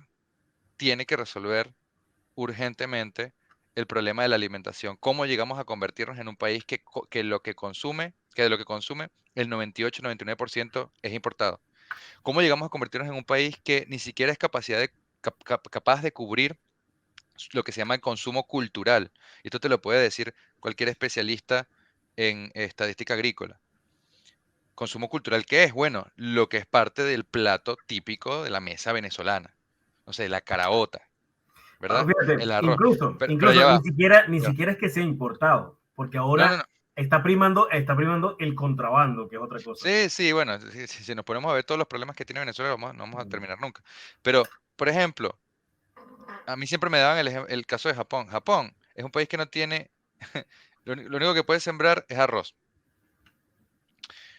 Aprovechó el hecho de que tiene tierras que constantemente se ven inundadas para cosechar, bueno, sembrar y cosechar un alimento que no se va a ver afectado por las inundaciones, por los ciclones, por todo, digamos, por lo que es la geografía, la meteorología del territorio. Fueron inteligentes. Imagínate que se pusieran a sembrar una cosa que no tiene ningún sentido y que evidentemente se les va a morir ahí, ¿verdad? Bueno, en Venezuela no se ha hecho así. No lo que se ha hecho es improvisar. Y se sigue improvisando. Y se sigue utilizando conuco. Y se siguen quemando territorios y convirtiendo territorio fértil en tierra baldía, haciendo que crezca ahí zarza. O sea, entiendes que lo que este tipo estaba diciendo desde 1914 hasta 1936 es profundamente vigente allí. Y lo que dijo en la educación también. Y los tres grandes puntos de la educación, la educación moral, la educación industrial o técnica y la educación artística, siguen siendo fundamentales y hasta en ese mismo orden, chicos. Y cuando hablaba de economía, pensando ya en lo peligroso que podía ser un sistema monoproductor, un sistema rentista, no estaba siendo también premonitorio. Y no estaba hablándonos de lo que tiene que ser la Venezuela futura, porque todavía que hay gente, muchos políticos y gente tipo, bueno, cualquier señora Norma del barrio que piensa que Venezuela tiene que seguir siendo un país petrolero y tenemos que seguir viviendo el petróleo infinitamente. Y por ahí hay quien dice que es fácil, sencillamente, con una gran em, un gran proyecto de transformación económica, sin explicar cuál es ese proyecto de transformación económica, resolver el problema de los Esos maestros dándole son $2.500. los grandes gerentes de los grandes gerentes que hablan en Venezuela. Claro, claro, claro. No, por supuesto que el problema de los maestros se resuelve dándoles un sueldo de $2.500, démosles de $10.000. A los maestros había que darles ¿Por qué dos mil cincuenta mil quinientos Vamos a dólares. dar 40.000 Vamos dólares. a darles $400.000. Oye, que es verdad. A Claro. ver, evidentemente un maestro tendría que ser realmente, el oficio de maestro tendría que ser el mejor pagado de Venezuela, eso no hay ninguna duda, pero también tienen que ser los mejores maestros, ¿verdad? Tienen que tener mérito. Y Mira, por, fuera de eso, sí, ya termino acá. ¿Cómo tú logras eso? Pero bueno, o sea, hay toda esta cuestión, hay una gran vigencia. Él entiende que la educación es el pilar, entiende que la trascendencia es fundamental, porque si no, ¿cómo tú movilizas a toda esta masa humana que tiene una gran riqueza? Y la riqueza de los venezolanos, y esto también lo dice Adriani, la riqueza de los venezolanos es riqueza humana, es el recurso humano, no es el café, no es el cacao, es el hombre que lo siembra y que lo cosecha, no es el petróleo, son los hombres y las mujeres que pueden producir y hacer de Venezuela un país verdaderamente desarrollado, un país verdaderamente estable, ¿verdad? Y esa transformación en la trascendencia, ese cambio con una filosofía de base, con una voluntad, con un destino, con una claridad, eso es ese cambio en los esquemas mentales que acabe de una vez por todas con la idea de que en Venezuela virtud es ser vivo, que en Venezuela virtud es pasarle por encima al otro, comerse el semáforo, cobrar de más, especular, que digamos, podamos nuevamente haciendo un equilibrio entre la educación, lo trascendente, lo que la economía precisa, lo que precisa la agricultura, lo que precisa el sistema sanitario, todo, pero teniendo como pilar educación y a mi juicio, siempre lo digo, trascendencia, porque no podemos caernos y quedarnos en el materialismo de la política actual a nivel internacional. Si tú logras poner todo eso en equilibrio, tú vas a lograr que toda esta masa humana informe se convierta en ciudadanía con ideas claras, con un destino claro, que sabe quién es y que sabe para dónde tiene que ir. Y todo esto tú lo puedes encontrar contenido en la obra de ese chamo, de ese muchacho hijo de padres italianos, que a los 14 años ya estaba pensando todo esto y que a los 16 hizo un programa de gobierno en donde están todas estas cosas que yo te estoy diciendo y que se me vinieron a ocurrir ya tardíamente porque se las leí a alguien más. O sea, no, tú te das cuenta y que viene y lamentablemente, después de 100 días de trabajo, pero una vida entera de labor sin descanso intelectualmente, lo encuentran muerto en su habitación del Hotel Majestic, el antiguo y hermoso Hotel Majestic en Caracas, a los 38 años de edad. Bueno, nos queda su ejemplo, nos queda todo lo que dijo y nos queda incluso todo lo que muchos otros grandes venezolanos hicieron con lo que él dijo o intentaron hacer con lo que él dijo. A mí me gustaría que en algún momento hablemos, si tenemos la posibilidad, de la obra de Gaña, de la obra de Chiozone, de la obra, bueno, de Uslar ya hemos hablado en programas y cosas, este, de la obra del doctor Tejera Guevara, de muchísimas personas de las cuales podemos hablar que algunas influidas por Adriani, otras no, pero que de algún modo todas estaban por el mismo carril, ¿no? El carril de en medio, porque a mi modo de ver practicaban el oficio más sano de todos y la ideología más sana que se puede practicar en Venezuela en particular, que es lo que yo llamo el venezolanismo, ¿no? Que no es un nacionalismo por la diferencia, no. Es simplemente tener en claro para dónde vamos. ¿Quiénes somos? ¿Para dónde vamos? Fíjate, Y por acá hay así es que vamos a cambiar las cosas. una Sí. pregunta. Dice, ¿contará la Fundación Alberto Adriani con más textos inéditos? ¿Se verá en un futuro una nueva entrega de los escritos de Adriani? Mira, yo dudo que existan otros textos inéditos de Adriani que podamos recuperar. Él publicó bastante en el Universal cuando volvió a Venezuela y también cuando, si no me equivoco, cuando estaba todavía en la Unión Panamericana, eh, trabajando en el área agrícola. Y quizás es posible que muchos de esos artículos del Universal no estén, no hayan sido de los que se publicaron en los textos escogidos de la Fundación Biblioteca Ayacucho.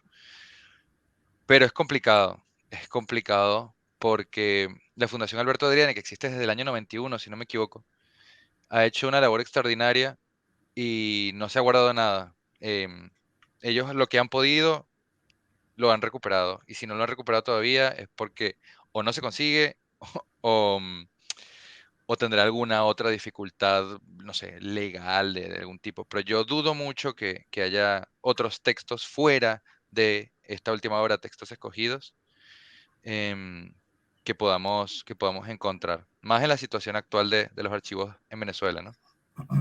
Bueno, por acá no hay más preguntas, sino comentarios. Y bueno, los que se están conectando o los que ya tienen rato con nosotros saben que pueden dejar sus preguntas, sus inquietudes en la caja de comentarios que por acá estaremos respondiendo, o Andrés estará respondiendo, que es el encargado el día de hoy de esta tertulia del pasado para el futuro. Por acá dice otra pregunta por acá. ¿Cómo explicarías la afinidad de Adriani por el fascismo y las ideas de Oswald Spengler? Bueno, en primer lugar, explicar que Oswald Spengler no tuvo nada que ver con el fascismo. Oswald Spengler, eh, gran filósofo alemán. Si uno se lee su obra máxima, ¿no? Que es La decadencia de Occidente, se da cuenta de que de algún modo era un gran pesimista. Él no tenía, eh, no era como por ejemplo Heidegger, si podríamos decir que en Heidegger ocurre eso. ¿Cómo decirlo? No ponía sus esperanzas, ni sus sueños, ni sus anhelos, ni sus deseos en ninguno de los movimientos que surgieron después de la Segunda Guerra Mundial. Consideraba y creo que tenía una visión absolutamente panorámica Después de de la la primera, realidad será. histórica. Sí, de la Primera Guerra Mundial. Uh-huh. Panorámica de la realidad histórica y pensaba que estamos en un momento de decadencia absoluta en la cual, bueno, lo que se iba a definir y es lo que sí pudo prever fue la Segunda Guerra Mundial, era, bueno, qué ideología iba a ser la vencedora y la que iba a primar en, en, en el mundo, ¿no? Después de, de esa guerra que terminó siendo la Segunda Guerra Mundial. Ahora, hay otros pensadores que sí podríamos decir que fueron abiertamente fascistas en el sentido de fascismo no a la italiana, sino fascismo como todo movimiento entendido dentro de ese contexto, ¿no? El rexismo belga, el nacionalsocialismo alemán, etcétera. No sé, Brasilia en Francia, bueno, Heidegger en Alemania. Pero Spengler no, escapa de esa categoría. Em, Está por encima de eso. Ahora, em, Adriani, más allá de citar a Spengler, él, en su juventud, cita el fascismo y cita a Mussolini. Y lo hace en varios de sus artículos cuando tenía entre 18 y 20 años. Todavía estaba, en la mayoría de eso está estudiando todavía en la Universidad Central, no había conocido Europa. em, y por supuesto, era un muchacho que, como dije, todavía vivía en ese idealismo abstracto, se había vuelto profundamente antipositivista y además era partícipe de lo que se llama un clima de época. Porque si tú te fijas y si uno se pone a investigar con más ahínco, se van a dar cuenta de que casi todos los grandes líderes y los grandes intelectuales de la mayoría de los países que nos pueden interesar a nosotros, ¿no? Pensemos en América o pensemos en Europa. En la década del 20 sentían un aprecio y una admiración gigantescas por Mussolini. Y esto pasó con Estados Unidos, y esto pasó con Alemania, y pasó con Francia, y pasó con Inglaterra, y pasó con Venezuela, y pasó con Argentina, y pasó... O sea, piensa tú que a los militares en este continente se les enviaba a Italia para hacer el curso de Estado Mayor en la década del 10 y del 20 y del 30. Piensa tú que Caracciolo Parra Pérez fue como embajador plenipotenciario a Roma para develar una estatua de Bolívar que hizo, digamos, fue un proyecto del fascismo italiano. Entonces, es un clima de época. No creo de ningún modo que él haya adherido a a lo que se convirtió después Mussolini. Porque lo que él veía en 1922, por poner un caso, en 1920 y pico, es muy distinto a lo que evidentemente fue ya de, después de la segunda mitad de la década del 30, em, con la invasión de Etiopía y cosas de ese estilo. Lo cierto es que si hay algo claro en Adriani, más allá de su defensa del Estado fuerte, es una defensa también de la institucionalidad republicana. Era republicano, era demócrata. Y él muchas veces lo dijo, yo no pienso que la democracia choque de algún modo con la idea del Estado fuerte. No pienso que la democracia choque tampoco con el equilibrio entre ese Estado fuerte y el individuo.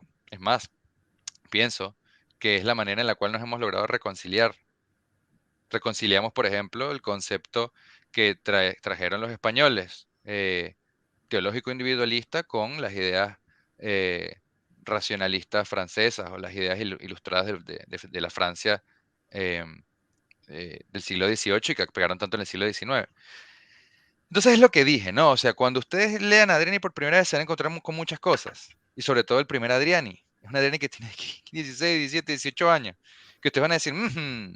Y más de una vez me pasó en Twitter. Ah, no, pero Adriani era fascista. Hermano, ¿tú leíste a Adriani? ¿Tú pasaste de los primeros 5 o 6 ensayos? Porque, evidentemente, no solo se deslinda de eso, sino que va por causales muy distintos. Pero incluso así, supongamos, y esto lo digo, mira, sabiendo que me van a caer con todo, ¿no? El que me escuche.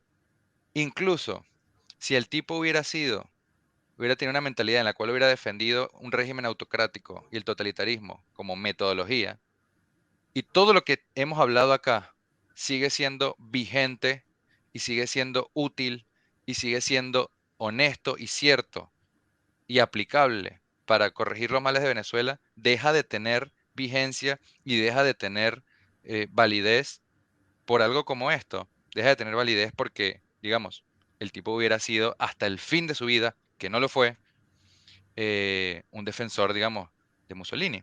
Entonces, esas son preguntas que yo hago, ¿no? Que me parece que son bien interesantes planteárselas, porque yo creo que una buena idea es una buena idea y listo. Fíjate, aquí hay otra pregunta que dice, ¿qué hubiera pasado si Adriani no hubiera muerto y sus ideas se hubieran aplicado a los gobiernos siguientes con mayor fuerza? Si Adriani no hubiera muerto, hubiera... Es que esto hace futurología. A mí eso no me gusta mucho porque ¿qué hubiera pasado si las ucronías? ¿Y qué hubiera pasado si no Sí, se la moría Ucrania, Diógenes el ISIL Escalante? sería. ¿Y si no se moría Diógenes? ¿Y Esto si es no había el más, golpe más para 45? la literatura. Sí. ¿Qué hubiera pasado? No lo sé. No Mira, lo sé. O sea, a ver, era el estadista más grande de su época. Quizás, probablemente, por el respeto que generaba en los demás, por su misma categoría intelectual, por su misma categoría como hombre de acción, hubiera llegado a presidente de la República. Además, era andino. El candidato de Medina, en vez de ser Diógenes Escalante, probablemente hubiera sido Alberto Adriani, primer presidente civil de Venezuela. Podemos imaginar un montón de escenarios. Capaz se hubiera sí. retirado a SEA y se hubiera dedicado a la agricultura el resto de su vida y a plantar, no sé, fresas y vender fresas con crema. No lo sé. Pero bueno, supongamos, ¿no? Imaginemos Aquí un nos poco. hablan Yo creo que es una posibilidad. hasta de Caldera, pero yo creo que para lo de Caldera es mejor hacer otra charla, si no nos vamos a ir aquí a las, no sé, a las 3 de la mañana. Mm, Sobre qué ideas se pueden rescatar de Caldera, pero yo creo que esa podría ser para una próxima. ujú. Ok. No, hay preguntas sobre Germán Borregales. Sí, no, a ver, yo lo que les diría, tratemos de enfocarnos en las Estamos en preguntas Adriani. de Adriani. Estamos en Adriani. Pero bueno, igualmente súper agradecidos con todos los que se han conectado, agradecido con Andrés como siempre por participar, por estar en este espacio.